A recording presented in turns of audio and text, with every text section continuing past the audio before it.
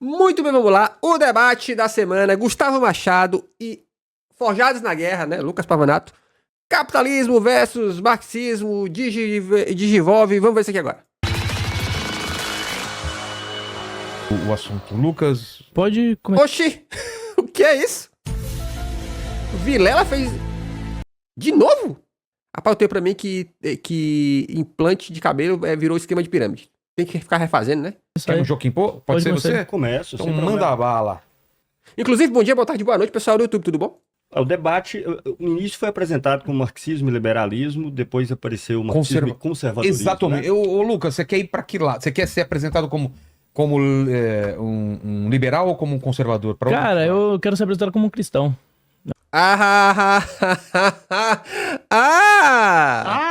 Agora eu entendi! Agora eu saquei! Agora todas as peças se encaixaram! Papinho, hein? Eu acho que é a melhor definição. Cristão de IBGE. Eu tenho... Cristão barra conservador. Eu tenho afinidades com algumas ideias do conservadorismo, algumas ideias do liberalismo, mas não fecho totalmente com nenhuma. A única corrente de pensamento que eu fecho é o cristianismo. Tá bom. Aí, ó, eu vou falar pra vocês. Isso aqui eu acho errado, tá? Na moral, eu acho que é errado. Porque é o seguinte, a partir do momento que ele fala isso, você cria a percepção equivocada de que o debate é de um religioso contra um não religioso. E ainda que seja, olha como esse debate é enviesado, tá ligado? Vamos debater o quê? Bíblia? Não é. Não deveria ser, mano.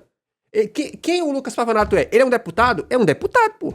Ele é um liberal? É um liberal. Não tem que ter esse papo de... é um cristão. Aí é fraco, quer dizer, aí é foda, né? Então, sabendo disso, mande bala. Isso aí. Então tá certo. Era bom estabelecer. Eu vou fazer uma introdução rápida sobre o marxismo, no É sentido o vereador, né? É o vereador. muito parecido com o que eu sempre faço, na verdade. Há muita confusão, o nome é muito utilizado, né? Bastante, mas poucas pessoas têm ideia do que é esse movimento. Então, o marxismo não é só uma... Pô, tá aí o que eu acho, chat. Eu acho que seria... Talvez tenha, não é possível que não tenha. Se tem, vocês podem me lembrar. Existe algum comunista cristão que produz conteúdo na internet? Porque eu acho que de repente tá precisando disso aqui. Porque os caras estão conseguindo ao longo dos últimos tempos, estão tentando colar essa pecha, que não tá tão errado. De que, olha, os comunistas são tudo ateu, tá ligado? Então deveria ter um comuna cristão. Só pra poder quebrar a expectativa, tá ligado? concepção, uma teoria, Que crie conteúdo pra internet, por favor, também, né? mas uma concepção que leva a um estudo, a análise da Mas o Luigi não é comunista, é? realidade, chegou a algumas conclusões, tendo visto o que é essa realidade. Então, esse é o primeiro aspecto. O que é? O marxismo não parte, como as pessoas pensam, de um modelo de sociedade futuro, De uma utopia. de uma utopia, de como a sociedade deveria ser idealmente, de como as pessoas são por natureza. Ele simplesmente não parte desse tipo de coisa. Ele parte da análise do que é a sociedade que nós vivemos. Quais são as características dela, como ela funciona, quais os seus problemas e tendo Aí, ó, o chat mandou. O Bruno Reikdown é verdade, o Bruno. Mas eu não sei se o Bruno se considera um comuna. em vista esses problemas, o que a gente pode fazer para avançar. E diante disso, esse movimento, ao estudar o que é a sociedade que a gente vive, e capitalismo para o marxismo não é xingamento, não é nada disso, é a forma como os homens se organizam nesse mundo que nós estamos hoje, na sociedade que nós estamos hoje. Chega à conclusão de que o capitalismo tem contradições, problemas que são insolúveis. O que significa isso? Que ele não pode se desenvolver de maneira continuada e consistente, sem gerar crise, sem gerar desemprego em massa, sem gerar situações que assolam a enorme maioria das pessoas, ainda que ele desenvolva a técnica continuamente, né? Desenvolva a técnica, a produtividade, tecnologia. Hoje nós estamos vendo aí inteligência artificial. E pior, todas as tentativas de solucionar, de administrar o capitalismo, todas elas, elas estão fadadas ao fracasso no curto, médio prazo. Sejam elas intervencionistas, por meio do Estado, sejam elas com maior abertura, com menor intervenção externa de algum agente externo, como o Estado, por exemplo. O que, aliás, se a gente parar para analisar, tem muito a ver com o que está acontecendo hoje. No mundo inteiro se alternam governos intervencionistas, normalmente caracterizados como esquerda, com governos com maior abertura econômica, normalmente caracterizados com direita, e, regra geral, todos eles saem desmoralizados e se vem a outra vertente. Depois se governa mais Uma 4, 8 alternância, anos. Mas não é uma alternância, a alternância não tem problema, é alternância marcada pela desmoralização ao final de cada mandato. Né? Às vezes se pega uma conjuntura favorável. Pô, pior que é verdade. Eu tava até vendo uns comentários sobre o futuro do... Eu não sei se vocês estão ligados, chat, que o Trump... o Trump chamou o Zelensky de ditador. Na moral, tá ligado? O Trump meteu o louco pra cima do Zelensky. E aí, qual é a ideia? É porque, querendo ou não, tem geralmente as eleições de meio de mandato nos Estados Unidos, existe uma tendência de que, como ela acontece após 2 anos, se o governo federal, né, se o presidente não entregou muita coisa, os partidos contrários ao ex-presidente, eles tendem a ser muito eleitos. Então, o que o Trump tá tentando fazer é criar uma realidade paralela, de certo modo. Então, ó, é o que todo político tem feito hoje que é. A gente tem um problema real. Como é que a gente vai resolver esse problema, ou a gente vai criar uma teoria maluca pra poder fugir desse problema? Tá ligado? O Trump tá pulando fora, porque o problema real que os Estados Unidos têm, que eles não conseguem, né?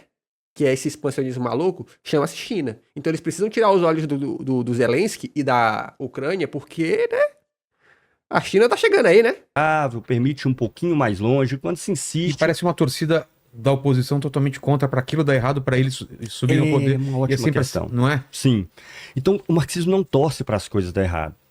A gente constata pela análise da sociedade que a tentativa de administrá-la vai dar errado, não por uma questão subjetiva, de torcida para aquilo. É igual um médico que faz diagnóstico de uma pessoa, descobre que ele está com uma doença gravíssima, que se não fizer um tratamento X, a pessoa corre risco de morrer. Ele não é um pessimista a respeito daquela pessoa, baseia no estudo que você tem daquela doença, das suas características, como que ela evolui. Então, é mais ou menos a mesma coisa. Então, quando a saída do marxismo é uma perspectiva revolucionária, não é uma escolha. Ora, não tendo solução em todas as tentativas de administrar o capitalismo, todas elas estando fadadas ao fracasso devido às características internas da própria sociedade, no debate a gente vai ter a ocasião aqui de detalhar vários aspectos disso, né?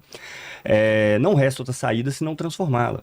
E essa saída não tem como ser conciliada, porque você tem interesses opostos, interesses antagônicos, e o setor que pode fazer com que a sociedade se desenvolva para um outro tipo de sociedade, agora de forma planejada, racional, que as coisas não sejam reguladas pelo mercado, é identificado na classe trabalhadora. Não porque ela está eleita a esse papel, ou porque ela vai necessariamente fazê-lo, mas porque essa transformação coincide com o atendimento dos interesses e necessidades desse setor da sociedade. Então, o que nós marxistas fazemos? Tentando convencer os trabalhadores desse projeto. Procurando mostrar para eles como são ilusões as ideias de que eles vão melhorar de vida pelo livre mercado, como eles vão melhorar de vida por meio de um salvador da pátria que via Estado vai resolver o seu problema, ou por meio de uma organização, um partido que vai substituir a sua ação. Então nós lutamos contra todas essas vertentes, procurando mostrar como elas não vão permitir o atendimento às necessidades, a maior satisfação das necessidades, tempo livre, emprego, etc. E ganhá-los para esse projeto, né? Para que se possa fazer uma transformação revolucionária na sociedade no sentido de mudar essa forma de organização social. Então seriam esses pontos. Primeiro, o marxismo não é e nunca foi uma tentativa, uma proposta de administração da sociedade. Então não se trata de assumir o governo, implementar uma série de medidas que vai resolver o problema, trata-se de mudar a forma como a sociedade se organiza. Essa mudança, ela parte da classe trabalhadora. Pô, eu vou falar pra vocês, o fato do Gustavo ser professor ajuda muito, né? Porque você tá vendo que ele tá dando literalmente assim, ó, como funciona a ideia dele de marxismo, tá ligado? Ó, não, é aqui, cara, é isso aqui, é isso aqui, é isso aqui, isso aqui, governo, a gente tá querendo outra coisa. Sendo um agente social que tem possibilidade de fazê-lo, pelo didático, né? No interior da própria sociedade. E a via revolucionária aí não é uma escolha, mas é uma via necessária, porque mudar a forma de sociedade não é fazer uma série de medidas meramente institucionais, significa mudar a forma como a sociedade funciona, significa ter uma apropriação comum de tudo aquilo, né, que é necessário para reproduzir a nossa existência, para produzir os bens que são usados para a sociedade inteira. Isso significa entrar diretamente em confronto com a grande propriedade, hoje cada vez mais concentrada, centralizada na mão de pouquíssimas pessoas e que não se rege pelo atendimento às necessidades de quem quer que seja. Mas para um processo de acumulação, a gente vai ter ocasião de discutir aqui também com mais detalhes, que é um processo que não coincide com a melhoria ou atendimento às necessidades das maioria das pessoas. Deu 5h45, né? Qual a pergunta? 5h50. Aí você também pode Mas passar não, a apresentação? não é uma pergunta, pelo que eu É, entendi do início. apresentação? É só uma Ah, abertura. ok. É só uma apresentação. apresentação. A pergunta Apresentação. é o Você tem seguinte. 5h52 segundos para falar bom. também, Alvarrato. Também explane o que você concorda no liberalismo, o que te pega no conservadorismo e por que você tá nessa linha do cristão, o que te faz se considerar um cristão. Eu entendo, baseado em um livro que eu li e algumas referências daquele livro, que é o Visões e Ilusões Políticas, inclusive deixo a recomendação aqui, do David Koizes. Desse livro ele trata sobre teologia pública e ele lida com as diversas Teologia ideologias pública? que nós temos no presente e ele trabalha com diversos autores. E qual a visão desse livro que também passou a ser a minha visão? Você tem um esvaziamento religioso no Ocidente, de uns anos para cá. Você acha? Esse esvaziamento religioso produziu nas pessoas um anseio de buscar algum propósito para as próprias vidas, algum significado. Aqui, ó, assim, vocês acham que houve um esvaziamento religioso nos últimos anos? Vocês acham isso mesmo? Eu não acho não, cara. Muito pelo contrário. Peraí, assim, ó, eu vejo um crescimento religioso. Esvaziamento, talvez um esvaziamento de conteúdo, mas isso é culpa de quem? Vocês param pra pensar, né? Que pausa demoníaca, né, Chuco? Não, eu tô pensando aqui, tá ligado? Porque, tipo assim, ó, pensa no seguinte, nunca se produziu tanta literatura gospel nos últimos anos, para pensar, tá ligado? Há um esvaziamento mesmo? Forjado na Guerra mandou R$ 7,71. Oi? Fui enganado nesse debate. Quero outro debate. Você é o Neymar? E quando você não tem mais o propósito escatológico do cristianismo, que é Jesus voltará e restaurará todas as coisas, começam a surgir ideologias modernas para O propósito escatológico do cristianismo é Jesus voltará? satisfazer esse anseio e na tentativa de substituir essas religiões. Então, nesse sentido, as ideologias modernas, elas são nada mais, nada menos do que religiões seculares. São religiões imanentes que não têm o propósito transcendente, não acreditam, obviamente, numa restauração que venha de fora desse mundo, mas acreditam em um processo interno de transformação. E dentro disso eu incluo o liberalismo, eu incluo o conservadorismo, que é uma reação ao liberalismo, eu incluo também o marxismo e as diversas outras ideologias. E essas ideologias, elas são profundamente religiosas em sua estrutura, mesmo que às vezes não na teórica, na prática acabam sendo. Geralmente elas vão propor um mal para o mundo, então elas vão entender que existe um mal no mundo, no caso aqui ele apresentou um mal, acumulação de capital. Engraçado. Sabe quem foi que disse que o mundo era mal, Lucas Pavanato? Você sabe? Tá na Bíblia. Tal, etc. Elas vão propor uma provável solução para esse problema e vão propor um estado de mundo sem esse problema e como o mundo seria sem esse problema, ou seja, um escatom, né? Um mundo escatológico, futuro, no paraíso, onde as pessoas vão viver bem. Por isso, por essa perspectiva, Você tá ligado que quem disse tudo isso foi Jesus, né? eu entendo que como são religiões, as ideologias modernas, elas são concorrentes do cristianismo. O cristianismo, diferentemente dessas ideologias, ele tem um propósito que é transcendente, obviamente, então ele não vai acreditar que é pela força. Olha como é doido. Esse raciocínio tá equivocado. Falar que as ideologias desse mundo são concorrentes do cristianismo. Não são. Definitivamente não são. Sabe por quê? Basta você ler a Bíblia. Quando Jesus foi questionado várias vezes por líderes religiosos, inclusive pelo Herodes, se eu não me engano, é tipo assim, ó, cara, estão falando aí que tu é o rei. Que história é essa de que tu é o rei? Porque, obviamente, se Jesus se declarasse rei, obviamente ele se tornaria inimigo do Estado, né? Os caras vão lá, ih, golpe de Estado aqui? E Jesus sempre respondeu uma parada, ele falou assim, amigo, o meu reino não é desse mundo. Ele sempre deixou claro, não é desse mundo aqui não, pô. Eu tô falando de coisas espirituais. Não tá concorrendo não, tá? Não sempre, né? Algumas correntes talvez se desvirtuem, mas o propósito nem sempre é pela força. Geralmente o cristianismo busca algo que venha de fora da nossa realidade para resolver os problemas, e eu acredito nessa perspectiva. Agora, obviamente que eu analiso as ideologias, e dentro dessas ideologias existem elementos da graça comum. O que isso quer dizer? Existem... Tá inventando palavra? Aqui, ó, comentário. Teologia pública é oriundo da teologia de cosmovisão e tem relação com teologia do domínio. O principal expoente desse negócio no Brasil se chama Guilherme de Carvalho, colunista da Gazeta do Povo. Ei! Só melhora. Elementos da própria imagem de Deus que acontecem dentro dessas ideologias que eu seleciono como positivos, então a gente tem que aprender com essas ideologias, e ao mesmo tempo existem elementos negativos. Esses elementos negativos a gente tem que rejeitar. Então eu tento avaliar nesse sentido. O que eu gosto do conservadorismo? Eu gosto do conservadorismo porque ele tem uma visão, um conceito de reforma prudente, que é, você precisa reformar, garantir melhorias no sistema para que o sistema não colapse. Se você não reformar no longo prazo, você vai acumular problemas, vai acumular vícios e esse sistema não vai poder perdurar. Então você tem que ter essa conservação, você tem que sempre olhar para a tradição, olhar para o passado e tentar buscar experiências Somos tradicionalmente capitalistas, mas o capitalismo não começou um dia desse? É verdade. daquilo que já deu certo e não basear o futuro em algo que não seja sólido. Isso eu gosto do conservadorismo. Mas existem correntes conservadoras que podem cair também num tipo de relativismo moral. Por Então, exemplo? A tradição, ela pode simplesmente balizar aquilo que é errado. A tradição em si... Balizar um preconceito, balizar Exatamente. uma exploração. Ela pode estabelecer um preconceito, uma exploração. E aí você tem que ser crítico em relação a isso. E é por isso que é necessário ter um juízo moral. E esse juízo moral, que eu acredito que está dentro dos homens, C.S. Lewis trabalha muito isso, esse juízo moral, ele nos permite julgar quais elementos de uma ideologia são corretos e quais não são.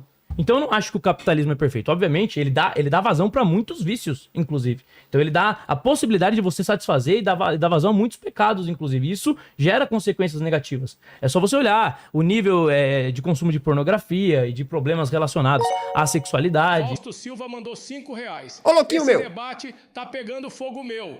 O cara meteu religião no meio. Tem que levar um supapo na fuça. E ele tá só se apresentando. Uso de drogas, etc. Tudo isso é potencializado pelo capitalismo, é uma crítica a ser feita. Agora, eu entendo, aí já partindo para minha defesa, eu entendo que esse sistema, historicamente, trouxe mais benefícios do que malefícios e por isso ele deve permanecer. Já provei. E historicamente trouxe mais benefícios. Pô, se apresentou, né, chat? Bora ver aqui mais. Só se apresentou, bora avançar. Se apresentou, piriri pororó. Vamos lá, saia justa. Vamos ver o que se trata aí, ó. Então. Vamos lá. Minha primeira pergunta pro meu amigo aqui é sobre o socialismo, né? O socialismo, ele é responsável por alguns bilhões de mortes, inclusive eu acho que você já até admitiu isso em alguns outros debates. Matou bilhões. Você acha que houve um desvirtuamento. E o socialismo, ele matou pessoas, esse é um fato. Então, inclusive, se você for colocar para comparar fascismo, socialismo e for colocar para comparar com nazismo, você vai ver que na prática o socialismo matou até mais. Então você teve mais pessoas morrendo nesse sistema. Ó a cara do Gustavo, ó a cara do Gustavo. A cara do Gustavo. A cara. Apesar dele, a princípio, não ser tão chocante contra essas outras ideologias, no médio e no longo prazo as consequências foram ainda mais danosas. Então eu queria saber se você se sente tranquilo na hora que você deita a sua cabeça no travesseiro, defendendo uma ideologia que ela é mais genocida do que o nazismo. É isso. Perfeito. Vamos lá. Então, primeiro, Parada, essa questão das mortes do socialismo, grande parte dela é difundida a partir de um livrinho que se chama O Livro Negro. Não é um livrinho não, é um pouquinho grande. O Livro Negro do Comunismo, que é um livro tão interessante O que é que diz o livrinho? O que é que diz o livrinho? definiram que ia ter 100 milhões de mortes antes de definir o que eles iam colocar lá dentro. Né? O que nós vamos colocar dentro desse livro, a gente vê depois. Então toda essa história começa a partir daí. Então esse livro foi criado, é um livro de propaganda, historiograficamente não é respeitado Quem em fez? lugar algum. Esqueci o nome do autor. Dá uma procura. Como que ele procura? Chama-se O Livro Negro do Comunismo, perguntando aí, vai aparecer, eu vi isso já tem uns 15 anos atrás. É um livro tão ridículo a contabilidade dele, que, por exemplo, a Revolução Russa, que praticamente não teve mortes nenhuma no processo, tão grande foi a sua participação popular, historiadores divergem entre 6 e 8 mortos da Revolução de Outubro. Tá mentindo. Mentira, exatamente isso. Eu vou provar. A Guerra Civil Aí tá, que se aí tá seguiu discutindo. depois, que foi pela invasão de Inglaterra, pela invasão Japão, mais de 70 mil soldados japoneses, os mortos da Guerra Civil são contabilizados como mortos do comunismo. Primeiro isso. Achou? Segundo ponto, podem colocar na tela. Segundo ponto, Fala. Os autores são vários. Nicholas Wirth. Certo é separar o cronômetro quando você fala, tá bom? importante. Ainda mais nessa velocidade que você tá falando. Porra, parece assim, ó. O vídeo lá tá no referências, né? Quem fez o quê? Pera lá. Referência? Pra quê? Põe aí. Vou falar pra vocês sobre os atores, né? Nicholas Wirth, Jean-Louis Tudo bem, sua pronúncia não vai ser correta, tranquilo. Jean-Louis Panet, Jean-Louis Perfeito. Margolin, Karel Bartosek E o Arte da Guerra aqui, ó, o Forjado da Guerra tá lanchando aqui, ó. e André... Pãozinho gostoso, Tá bom, aqui, ó. maravilhoso. Volta o cronômetro. Pode continuar. Então vamos lá. Segundo lugar, socialismo não é uma pessoa, né? E nunca matou ninguém. Eu tô querendo ver a filmagem do socialismo matando alguém. A gente tem que analisar os processos, o papel que os indivíduos realmente cumpriram, a serviço de quem eles estavam e não simplesmente mortos do socialismo. Até porque... Craque Neto mandou nesse... R$5. Oi. Tá de brincadeira, garotinho? Quem é esse cara aí falando de Deus? Respeita do Corinthians, poxa. O craque Neto agora também. Caraca, tá maravilhoso. Nesse caso, seria muito fácil de destruir. Basta a gente pegar, então, a história do capitalismo, que só se generalizou por meio de um processo de colonização no mundo inteiro, cujo número de mortes é estrondosamente maior. Posso citar alguns fatos muito rápidos aqui. Por exemplo, colonização da Índia, que se dá por meio de uma empresa privada, a Companhia das Índias isso. Ocidentais, uma empresa Financiada por inglesa, Sociedade Anônima. Companhia das Índias Ocidentais... Financiada por quem? Lá na Índia, levou a cerca de 30 milhões de mortes. As fomes de Bengala, que vai do século XVIII até meados do século XX. Guerras do ópio na China, também levou milhões de mortos. Processo de colonização na África, milhões de mortos. Ruanda é um caso assim estrondoso, que eu convido vocês a conhecer melhor, onde os holandeses chegavam lá, pegaram a população, viram que tinha um certo grupo étnico minoritário diferente do outro, falaram, vamos pôr esse grupo étnico minoritário para governar. E depois que eles criaram esse sistema, eles abandonaram e veio depois um massacre de um setor sobre o outro, com mais de 2 milhões de mortos. Para não falar de tráfico negreiro, processo de exterminação das populações originárias aqui na América inteira, inclusive com políticas conscientes de Estado, como nos Estados Unidos, que houve por décadas.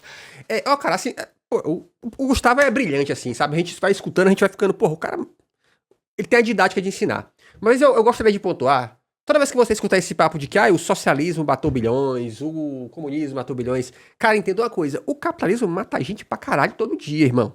Todo dia, tipo assim, não é uma maravilha não, tá? Literalmente. A nossa sorte hoje é só uma evolução histórica e olha lá. Tá, tem até uma piada que se fala, né, acho que o Obama respondeu isso, né? Perguntaram pra ele, se você pudesse voltar no tempo e piriri pororó, e ele falou assim, cara, pra um homem preto, não existe melhor tempo do que o presente. Porque se você volta 10 anos no passado, era pior. Então, era sempre pior, dependendo de quem você era, do seu gênero, da cor da sua pele, do lugar que você tava. Mas esse papinho de falar que, portanto, o capitalismo é o melhor sistema, cara, isso é uma meia verdade. Ele é só o sistema que vem vencendo na força do braço, tá? Na força do braço.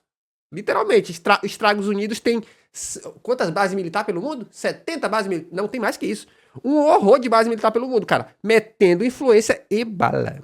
Estimativas aí variam os menores números a 40 milhões de mortes, e chega até a 100, a depender do historiador. Para não dizer século XX, que guerras mundiais, que são marcadas por quê? Guerras mundiais de disputas de mercado, disputas capitalistas, disputas de zona de influência. Primeira e Segunda Guerra Mundial, os eventos que mais mortes produziram, eventos de intervenção humana direta, porque as milhões de mortes contabilizadas lá... Aí, ó, o chat tá me falando aqui, ó, em torno de 900 bases militares pelo mundo. Olha que doideira, mano. Olha que doideira. No livro negro do comunismo, a maioria delas é análise de estimativas de mortes por fome, catástrofes econômicas, coisas dessa natureza. Então, os dois eventos de intervenção direta maiores, mais genocidas que houveram no século, Primeira e Segunda Guerra Mundial, né? Então, nesse sentido, se fosse essa questão moral para se deitar a cabeça no travesseiro e pensar, o capitalismo ficaria realmente muito complicado. O que não quer dizer que eu avalizo processos como a burocratização que houve no interior da União Soviética, sob o stalinismo, que houve repressão sim, houve mortes muito significativas, de mortes diretas por meio de perseguição política, pode ter ultrapassado 1 milhão, e políticas conscientes que foram feitas na União Soviética para exterminar certos setores sociais, como o famoso caso da Ucrânia, que de fato matou milhões de pessoas, e também aí disputas historiográficas sobre os valores. Esse movimento, que não foi um produto genuíno do marxismo, mas da sua degeneração, e depois que os países capitalistas do mundo inteiro se voltaram contra a Revolução Russa, foi combatido pelos marxistas de fato, inclusive denunciado com inúmeras publicações na ordem do dia. Por exemplo, o massacre na Ucrânia. Os livros do Trotsky não só denunciam o massacre na Ucrânia, como já detalha lá em meados dos anos 30, quando estava acontecendo, o número de mortes, o que significava e etc.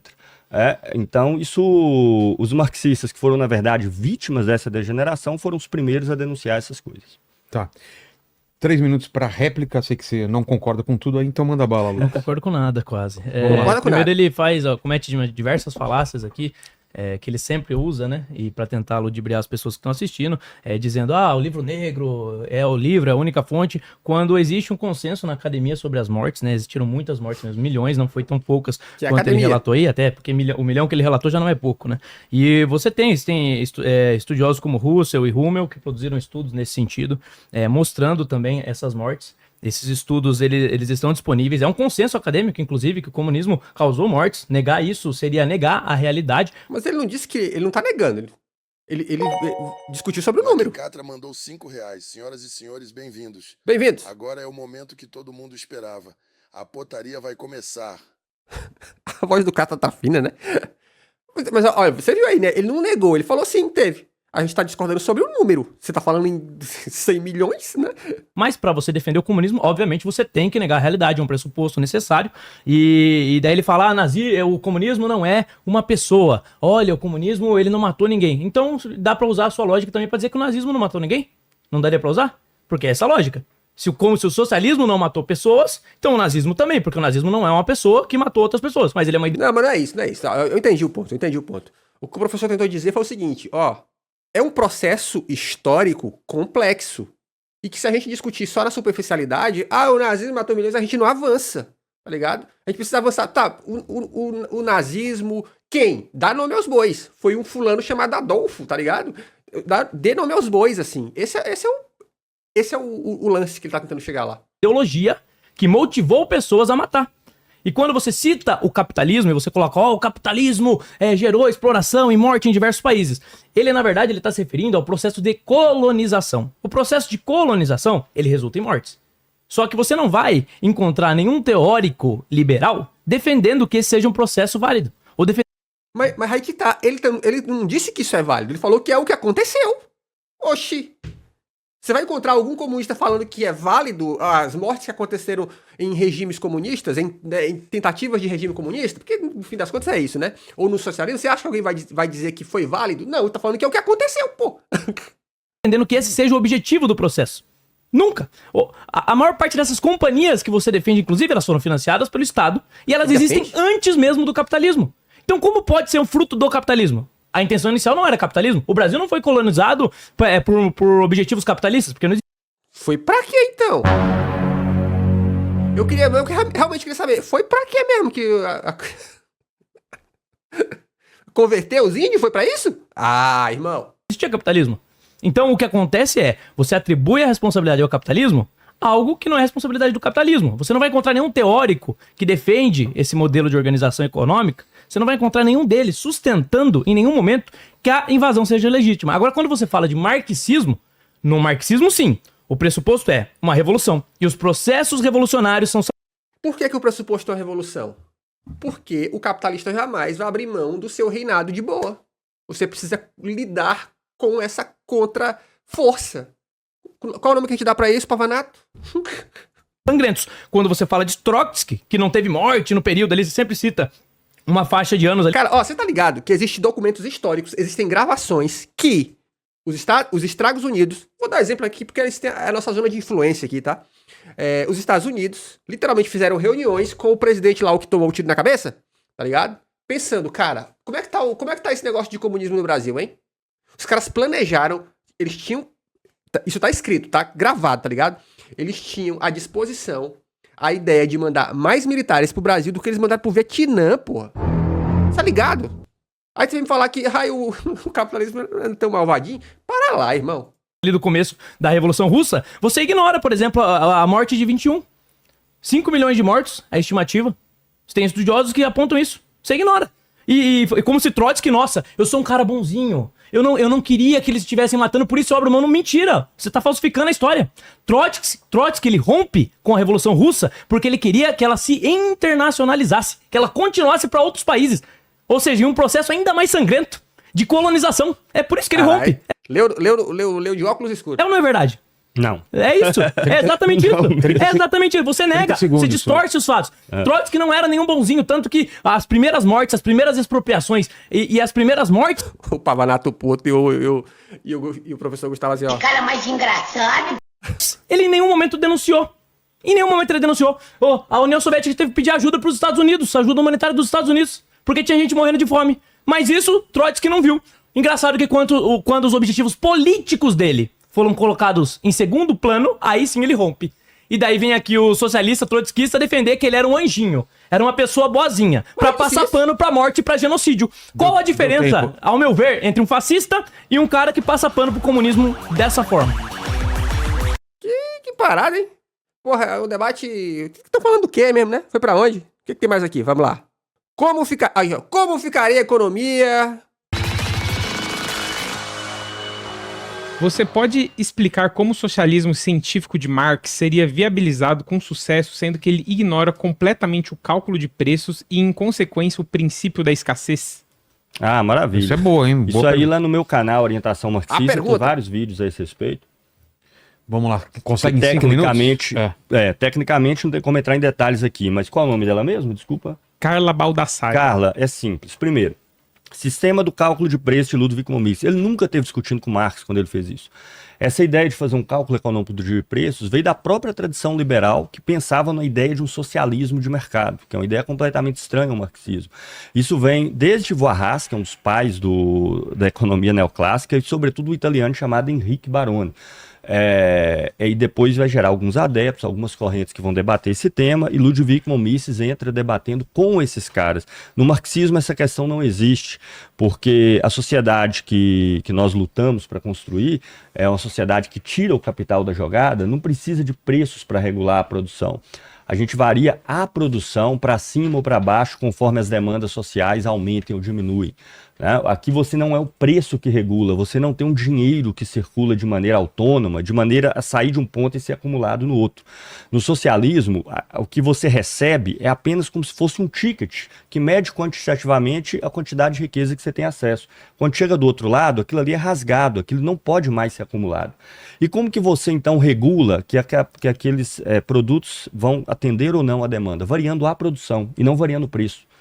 Então, no marxismo, a sociedade que se procura construir é uma sociedade onde não há dinheiro, há meio de troca, mas não dinheiro. E é uma sociedade onde você altera a produção para poder fazer com que a oferta e demanda se equivalem. E o problema que Mises tratou originalmente, inclusive nessa questão dos preços aí, mesmo no artigo que ele publicou em 2021, depois no livro que ele publicou lá no final dos anos 40, nunca teve Marx como objeto da polêmica nem o marxismo, mas uma vertente de socialismo de mercado que veio de dentro da própria tradição liberal. Essa questão o problema que ele está se respondendo nem se coloca para os marxistas. No meu canal Orientação Marxista, eu cheguei a fazer um vídeo, não é um vídeo antigo, de alguns meses atrás, onde eu faço uma genealogia desse problema, do cálculo econômico, como ele surgiu, originalmente, os autores que escreveram que Mises respondeu, e depois eu explico porque isso não tem nada a ver com o marxismo, nem é um problema com o marxismo. Isso é um problema para quem quer construir um socialismo de mercado, ou seja, um mercado regulado por um planejamento central. Entendi. O que ele quer dizer é que esse papo de preço não vai fazer sentido num mundo marxista, né? No caso do marxismo, isso aí não existe, tá? E só uma coisinha rápida aqui, aproveitando também, porque essa coisa, o Lucas bateu nesse ponto várias vezes, eu quero deixar aqui bastante claro. O socialismo, gente, não é um regime de governo, não é uma forma de administração do capitalismo. Quando você está lutando contra uma forma de sociedade, você avança até tê-la alterado por completo, ou você retrocede e é derrotado. Então, como o marxismo foi derrotado no século XX, eu não tenho dúvida disso. Houveram vitórias localizadas, houveram processos revolucionários que foram vitoriosos, onde se teve avanços, inclusive, e depois você foi derrotado. Assim como foi o capitalismo nos primeiros séculos, né? Após a Revolução Francesa, você tem uma reação liderada, inclusive, pela Rússia, com relação a tudo que vinha acontecendo na Europa, que tem uma reação tremenda em relação a vários aspectos liberais. Enéas Carneiro mandou R$5. Oi. O Brasil precisa de uma bomba atômica, pois ele é riquíssimo em nióbio. Meu verdade, nome é Enéas 56. É verdade, o Enéas tinha esse papo aí, ó. Ó, comentário do chat aqui, ó. Mas assim, dentro do socialismo de mercado, dá sim para chegar num cálculo de equilíbrio de mercado através de uma economia planificada baseada num planejamento central, né? Mas é isso que ele tá falando. Ele tá falando que a ideia dele sobre o marxismo é que isso não existiria. Ele não tá falando nem do socialismo de mercado. Mas no socialismo de mercado, mercado, né? Depois vão ser hegemônicos no século XX. Então a questão não é que se o socialismo deu certo ou não deu errado. todas as vitórias que ocorreram no socialismo, elas só podem ser provisórias. Ou você se expande até mudar uma forma de organização social, que é mundial pela sua própria natureza, ou ela vai vir contra você e você vai retroceder e vai ser derrotado. O marxismo foi derrotado no século XX, só fez algumas vitórias e foi derrotado. A questão nunca se tratou de dar certo e dar errado. Agora, claro que os detalhes desses avanços, retrocessos, vitórias e derrotas teria que ser discutido em torno de cada processo. Eu não vou aqui de maneira rasa e rasteira falar de União Soviética, Cuba, China, Coreia do Norte, que são processos muito distintos, com enormes especificidades. Comentário? Boa. O socialismo, sim, ele pressupõe um sistema de governo, porque a ditadura do proletariado é um sistema de governo, então ele pode dizer que a ideia, o fim, não é esse, mas ele pressupõe, sim, necessário, e é um sistema que no seu sistema de governo sempre deu errado, tanto é que até agora ele não conseguiu apontar um socialismo que tenha dado certo. Tem a ver, sim, socialismo com a questão do Mises e dos preços, sim, porque o socialismo marxista, ele busca abolir o sistema de preços. Para a galera entender como que funciona o sistema de preços. Se a demanda aumenta para determinado produto, quem está comercializando aumenta o preço do produto. Isso incentiva ao aumento da produção. Então, todo mundo que faz parte dessa cadeia produtiva vai aumentar a produção para satisfazer essa demanda. Aí, se o preço cai, então assim, a galera não está mais comprando o produto, você tem uma informação que é transmitida ao mercado de que não está compensando mais produzir aquele produto. Então, você tem uma redução da produtividade. Dessa forma, você consegue organizar o mercado. Falar bolhas.com, bolhas imobiliárias nos Estados Unidos, bolhas bancárias, né? Olha só como é muito mais complexo, né? Historicamente, bolha das tulipas. O mercado não é tão bom de regular as coisas assim, não. Você informa o mercado como um todo e permite uma organização básica. O socialismo, ele abole esse sistema. Isso aconteceu na União Soviética. Quando aconteceu lá, o que aconteceu? Thomas Sowell, no livro Economia Básica, você vai encontrar ele explicando isso. Você tinha excedente de alguns produtos, porque eles informavam errado o mercado, então ele colocava lá, a produção tem que ser tal, só que as pessoas não estavam demandando aquilo. Ou então você tinha falta de alguns produtos. E isso acontecia o tempo todo. Isso gerou miséria, isso gerou uma má alocação de riquezas. Os recursos são escassos. Se você aloca mal as riquezas, você gera pobreza. Então, a teoria mesmo do valor-trabalho, ela é necessária para justificar o discurso de exploração marxista. Ela é necessária, porque se não existe uma relação entre o tempo trabalhado, empenhado em determinada ação e o preço, não existe exploração em você ter lucro. Só existe exploração em você ter lucro se você está tirando a mais-valia. Então, ela é necessária. Só existe mais-valia se houver uma relação entre trabalho e preço. Se não houver, não faz sentido. Então, para todos esses pressupostos aqui, ele distorce um pouco para tentar fugir do argumento, porque é a única forma dele justificar.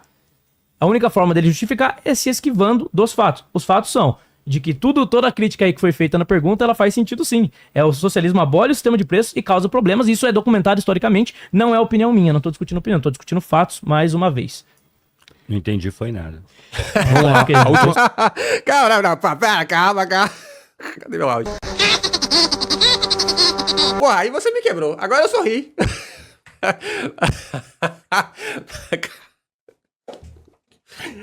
Não, professor, pera lá. O socialismo abole o sistema de preços e causa problemas. Isso é documentado historicamente, não é opinião minha. Não estou discutindo opinião, estou discutindo fatos mais uma vez. Não entendi, foi nada. Vamos lá. A última estuda, pô. Mais uma pergunta aí, a terceira pergunta para o Pavanato do chat.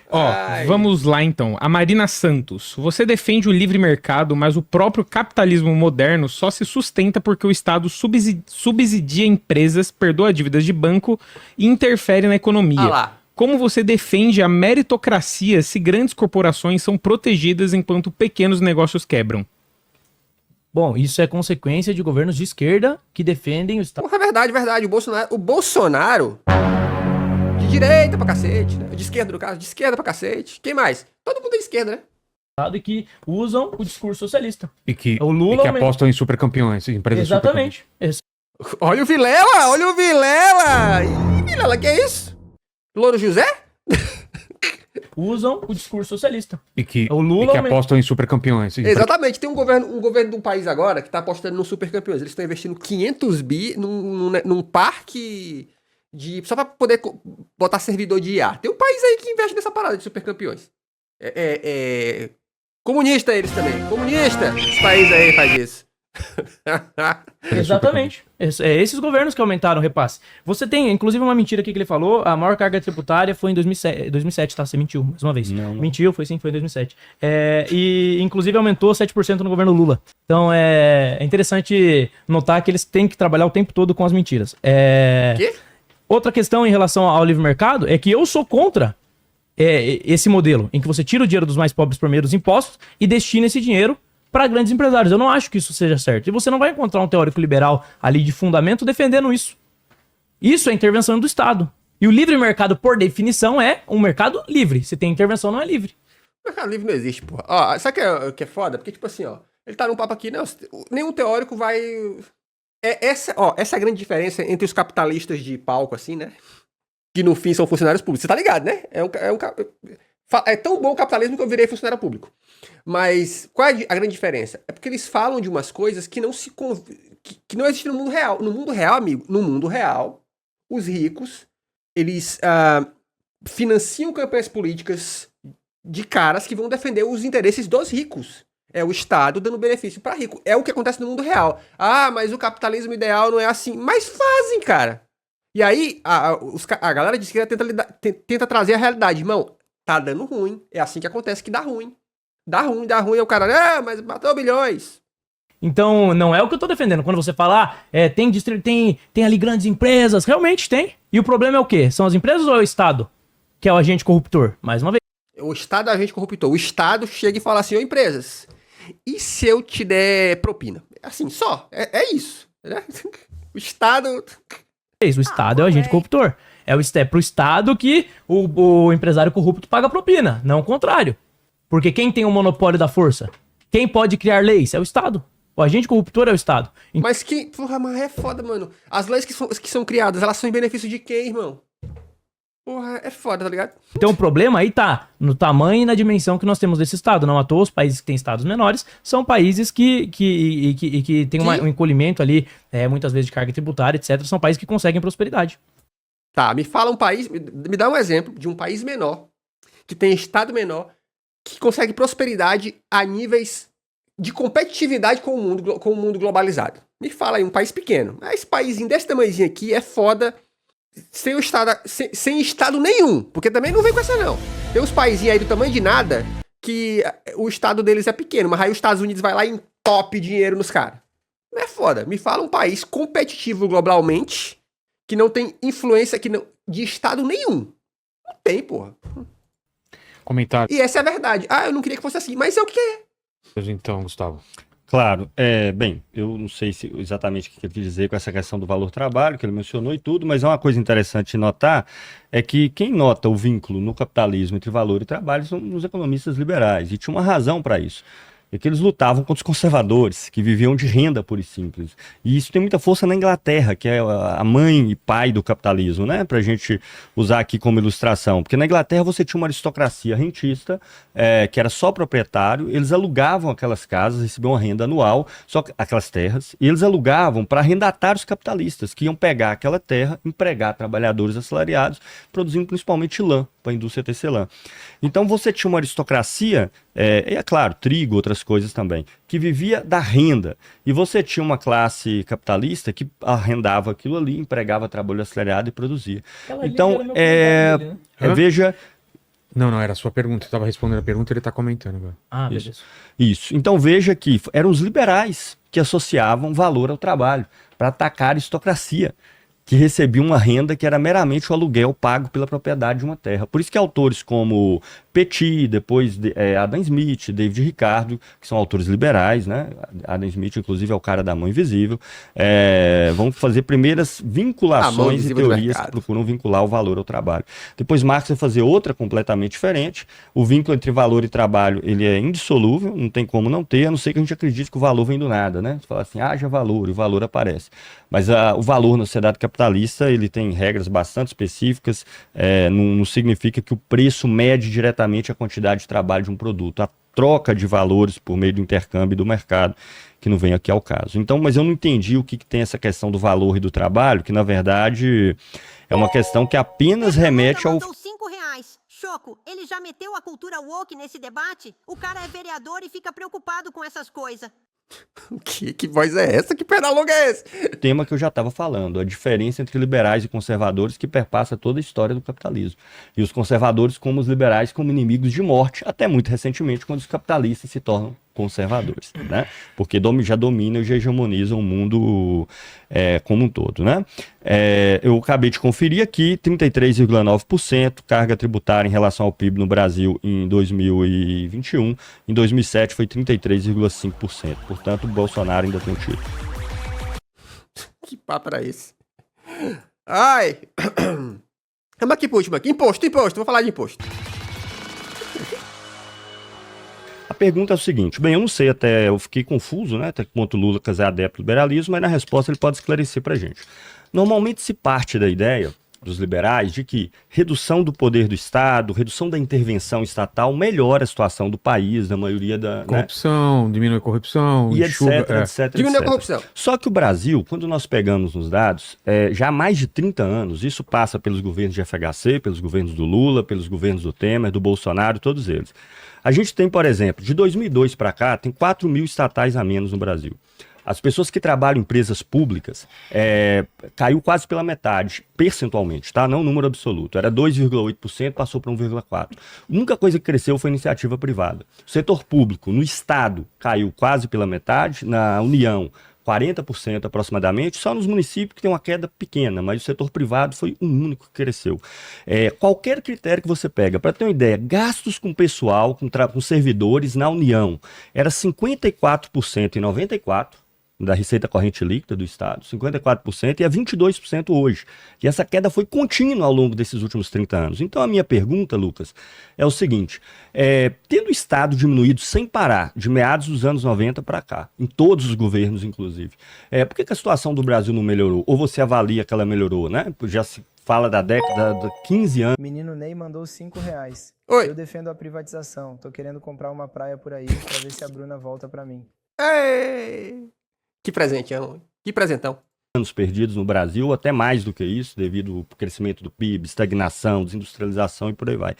Então, se o liberalismo é uma solução, se a redução do Estado é uma solução que vai melhorar a vida das pessoas, por que no Brasil, que o Estado vem reduzindo, as estatais vem reduzindo, segundo todas as estatísticas, vou até pedir para colocar nas minhas redes sociais alguns dados que eu selecionei para isso aí, que são amplamente conhecidos. Séries estatísticas do IPEA, a RAIS mostra o número de trabalhadores em cada setor, dividido por departamento, igual a gente quer.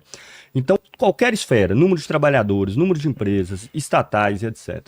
Em todos esses critérios o Estado reduziu e a situação do Brasil, no entanto, a gente pode ver que é muito mais de um desmantelamento estrutural profundo.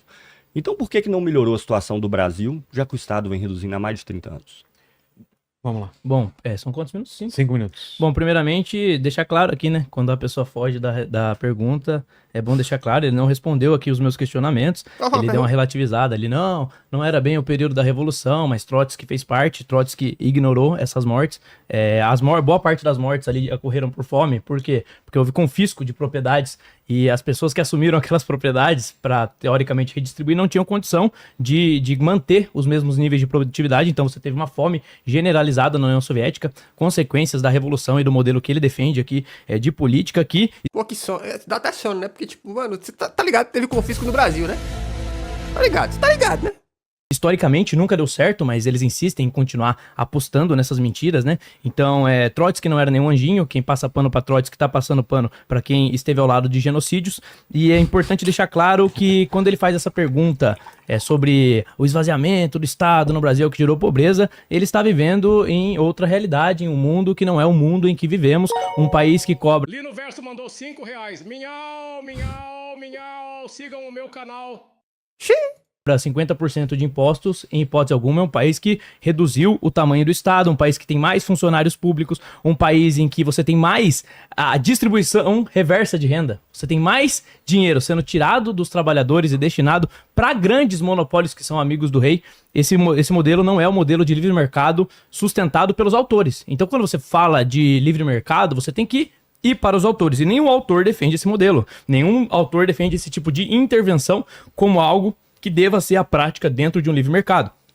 Então o quadro que é pintado aqui pelo meu adversário é um quadro que é inverídico. Você sabe, assim como eu tenho empresa. trabalho, dados são empreendo, falsos? tenho que pagar imposto. E eu sei o quanto de Estado eu tenho presente. Você vender meia dúzia de empresas não significa uma redução do Estado. Se você teve aumento de imposto, aumento de 4 funcionalismo mil. público e aumento de estrutura. Você teve aumento de estrutura, não teve aumento de imposto? Você teve. As pessoas pagavam o mesmo imposto há 20 anos atrás? Não, elas pagam mais. Então o Estado cresceu. A dívida aumentou, não aumentou? Então o Estado cresceu. Não é só empresa, não. Não adianta Foram nada você 4 ter mil. empresa e você ter intervenção.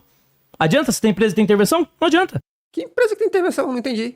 A intervenção continua a mesma, as burocracias continuam as mesmas, os impostos aumentaram e ainda assim, ainda que nós usássemos esses argumentos, tirando os períodos dos governos petistas que fizeram o país cair em declínio, que eu tenho certeza que no segundo turno você votou neles, tirando esses períodos, o Brasil de hoje, obviamente, ele é melhor do que o Brasil economicamente dos anos 50, dos anos 60, e eu tenho certeza que você não vai discordar de mim. Então, Rubão mandou R$5. Oi! Fuga das galinhas. Fuga das galinhas. Fuga das galinhas. Fuga das galinhas. assim, mesmo considerando a falácia trazida por você aqui, não é bem verdade tudo o que você disse. Você tinha mais analfabetos, mais pessoas em situação de vulnerabilidade. E hoje você tem um sistema, você tem um SUS, por exemplo. SUS, Sistema Público de Saúde. Inclusive eu uso o SUS ainda porque ainda não tenho convênio. E esse sistema, ele tá aí. A nossa saúde é melhor? É um sistema estatal. A nossa saúde é melhor do que os outros países? Quando você coloca o número frente a frente, sempre usam o exemplo dos Estados Unidos. Mas quando você coloca os dados, você vê que a saúde nos Estados Unidos é melhor que aqui. Em que sentido?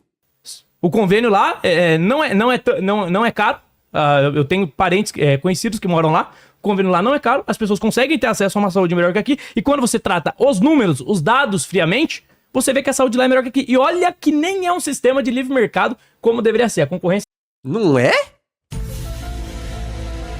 Não é totalmente livre. Existe, sim, uma intervenção muito forte do Estado nesse setor lá dentro. E ainda assim, eles conseguem ter uma saúde melhor que a nossa. Então, isso evidencia que a gestão do Estado, ela quase sempre será... A gente vê aqui vários vídeos de brasileiro nos Estados Unidos, né? O cara é atropelado, quebra a perna, $1 milhão devendo. A gente vê direto aqui, né? Não estava nada. É o que o Milton Friedman vai tratar quando ele vai falar sobre o funcionamento das empresas estatais. Engenheiro Léo mandou R$5. Minha!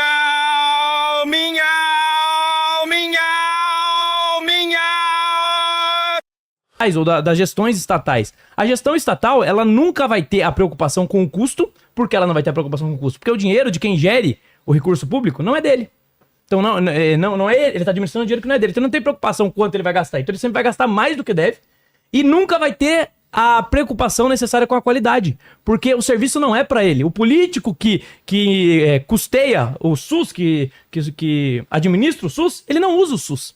Então a gestão não é feita pensando na qualidade. Isso sem contar outros problemas, que são a corrupção, a desconfiança na maldade humana. Para você acreditar em um sistema centralizado no Estado, que ele vai dizer que o propósito do comunismo não é o Estado. Não, mas é uma necessidade você ter um Estado, que é a ditadura do proletariado, de transição. E essa necessidade em si implica em problemas, porque você tem que contar que o ser humano é bonzinho. Que o ser humano, quando ele acumular poder para fazer a redistribuição, ele realmente vai ser bonzinho, vai trabalhar da melhor forma. Cara, mas isso já acontece no capitalismo, cara. É impressionante. Tipo assim, tudo que você tá falando já acontece hoje. Você precisa confiar. Olha só, você precisa confiar que uma empresa que te atende vai ser bonzinha. Aí o cara vai falar assim, não, mas o livre mercado. Me fala do livre mercado da Enel aí, cara, ou da Equatorial. Cadê o livre mercado? Ela te atende do jeito que ela quiser. Achou ruim? Fica sem energia então, bonitão. É foda, né? Olha, lembra da... boa lembrança aqui do chat. Lembra da Prevent Senior, cara? Os caras literalmente, morte também é alta. Eu quero esse quarto livre aqui com gente nova aqui. Porra, é triste, tá ligado? É possível para estabelecer um novo sistema? Não é o que aconteceu. Todas as tentativas socialistas fracassaram. Então, se tivesse realmente alguma possibilidade disso acontecer, isso teria já acontecido, porque tentativas foram várias e nunca aconteceu. Então, quando ele fala, o marxismo parte de uma análise da realidade e não propõe nada para o futuro, propõe sim. Propõe a destruição do capitalismo. Isso é propor algo para o futuro. E o pior, não estabelece como vai funcionar o mundo depois dessa queda do capitalismo. Na verdade, estabelece sim. Só que vocês estão trazendo um modelo novo. Então vocês têm o ônus da prova, vocês deveriam explicar como as coisas vão funcionar. E não explicam. Não explicam por quê? Porque não sabem. Porque vocês têm uma utopia de um mundo sem capitalismo, mas vocês não conseguem desenhar muito bem como isso vai funcionar. Vocês não conseguem muito bem lidar com os problemas. É óbvio que vai ter defeitos que você pode apontar no capitalismo moderno. E a maior parte desses defeitos, eles vão estar associados à relação entre o mercado e o Estado. Então, o agente corruptor é o Estado. É óbvio que você vai ter esses problemas. Só Esse é o maior problema. Ó, eu vou dar só um chute aqui, ó. Pra você ver que o problema não é, no capitalismo não é só entre a relação entre Estado. Ela só é aviltada porque o Estado é gigantesco. E é capaz de bater de frente. Mas entra na porra do Reclame Aqui. E vê lá a relação do capitalismo gostosa acontecendo. que nenhum desses problemas chega perto dos 100 milhões que o comunismo matou ao redor do mundo. Ai, meu Deus. Vamos lá, 3 minutos pra réplica. Pra quem não usava... Não chega perto. Olha só, deixa eu falar com vocês. Todo dia tem um brasileiro reclamando do café, do ovo na internet. E eu vou te falar, eles estão pouco se fudendo pra quantos morreram no comunismo. Pouco se fudendo, você tá ligado? Falar que não tem, que o capitalismo é topzera assim? Todo o sistema precisa de investimento pra funcionar. Vamos fazer investimentos no SUS pra evitar sucateamento, então? Aí não pode, exatamente. O livro negro, 100 milhões voltou, né? Do livrinho que definiu o número antes de definir o que ia ter dentro do número. Mas primeiro, a pergunta de fato não foi respondida. A pergunta foi, eu mostrei aqui com dados, você pode pegar pela raiz, você vai ver, setor público despencou em todos os lugares, os gastos públicos, só pegar os gastos com o pessoal... Pô, eu peguei a pílula aqui, chat, eu vou falar pra vocês, ó, que eu acho que serve de tutorial pras esquerdas aí que produzem conteúdo na internet. A galera da direita, eles fazem o seguinte, que é, eles pegam alguns dados fáceis de serem repetidos, eles vão repetir isso a exaustão. Repete tanto, repete tanto, repete tanto, repete tanto, repete tanto, que uma hora pega. Eu acho que a galera de esquerda devia fazer a mesma coisa. Pega esses dados que vocês dão, pega esse dado e bate, irmão. Bate, até ficar massacrado. Mas eu tô falando de dados realistas, não tô falando pra mentir, tá? Mas dados realistas, mano. Eleitor de SP mandou R$5. Me dói no coração saber que esse cara foi o vereador mais votado do Brasil. Dado amplamente conhecido, mais da metade caiu. Número de empresas públicas, 4 mil estatais a menos. E número de trabalhadores nessas estatais passou pela metade. E mesmo nessa metade, a maioria são empresas que abriram capital. As grandes são empresas que abriram capital, como as fornecedoras de luz, como a CEMIG em Minas, que continuam sendo estatais, mas com capital aberto, a maioria das ações privadas. Mas o Lucas colocou um negócio interessante, que é a carga tributária. Essa realmente não caiu. A carga tributária brasileira, que está abaixo da média mundial, não é 50%, como ele falou, ela oscila entre 32% e 33%, a média mundial mais ou menos 34%, mas ela deu vários saltos. Esse dado aqui dos impostos, série estatística do IPEA, vou pedir para colocar nas minhas redes sociais também. O primeiro grande salto foi na ditadura militar, né? Que saiu do patamar de 15% para 25%. E o segundo no governo Fernando Henrique Cardoso. Foi do patamar aí de 25% para 32%. E desde então ela se mantém. Incluindo no governo Bolsonaro, que teve o recorde histórico da carga tributária no Brasil no ano de 21, que foi 33,9%. Então, a maior carga tributária percentual do PIB da história do Brasil foi 33,9% dos impostos do percentual do PIB em 2021 dentro do governo Bolsonaro. E por que essa contradição? Cai o número de servidores públicos, cai o número de gastos do Estado, como a gente viu, de 54% para 22%, e ainda assim a carga tributária cresce. Porque, evidentemente, o Estado vai socorrer o capital por um mecanismo, pelo que o Lucas falou, eu acho que ele deve defender a suspensão do pagamento, que é um mecanismo da dívida, o qual gira metade do orçamento entre arrecadação e despesas do Estado e assistências diretas à iniciativa privada por meio de medidas como terceirização, compra de serviços, dentre várias outras, que foi, aliás, mantida em todos os últimos governos. Inclusive, o Temer permitiu a quarteirização, né? Você lembra disso? Do PSDB ao PT, passando pelo Bolsonaro, todo esse mecanismo se manteve. Então, qualquer conversa de reduziu a tributação no Brasil nos últimos governos, porque cortou A, B, C ou D, é mentira, porque cortou A, B, C ou D e fez crescer F, G e H, de maneiras que o percentual se manteve no mesmo patamar, sendo o Bolsonaro o campeão aí. Então, realmente, eu estou definitivamente a favor de que todas as regalias que as grandes empresas têm por meio do Estado, a começar pela dívida pública, seja retirada. E principalmente porque a dívida pública é ainda mais cruel e mostra como que o liberalismo é algo que não funciona em lugar algum. Que as empresas não tendo mais como crescer, e elas não têm mais como crescer porque o salário é uma miséria, porque o emprego, o exército industrial de reserva, informalidade, sem emprego é gigantesca. Essas empresas vão vender os seus produtos para essas pessoas, na sua enorme maioria. Então elas não tendo mais para onde crescer, onde é que essas empresas colocam o capital dela para gerar um jurozinho? No Estado.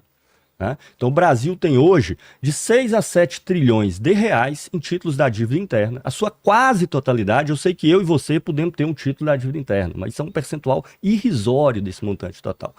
São grandes empresas que não tem mais como investir e não tem como mais investir pelos limites que o próprio modelo capitalista e liberal, mais ainda, coloca ao restringir a capacidade de consumo das pessoas, que é quem vai comprar os produtos dela no final das contas. Então, ao fazer isso, onde é que vai esse capital excedente, que se acumula e não tem como mais ampliar o processo produtivo, né? Produzimos 2 milhões de carros no Brasil em 2000, mesmo tanto hoje, né? 20 anos sem expandir o setor automobilístico. Até deu uma expansãozinha uns anos Claro, aí. o Moneco mandou R$5. Oi. Engraçado que os problemas são os políticos corruptores, mas quando é época de eleições, são os primeiros a enfiarem uns asnos como esses na cargos. Revolução fora da institucionalidade não conseguem, né? Sem o meu estadinho eu não consigo. Amigo. Caiu de novo, porque as pessoas não têm como comprar. Onde é que eu coloco? Título da dívida pública. Então, nós que pagamos os impostos, porque o imposto no Brasil é sobre o consumo, esse imposto depois vai para pagar o lucro das grandes empresas que não podem crescer pelos limites que elas mesmas colocaram. Tá aí. Esse foi esse debate maravilhoso, mais uma vez. Cruel. Se inscreve nesse canal. Aqui tem vídeo de segunda a sexta. Beijos e tchau.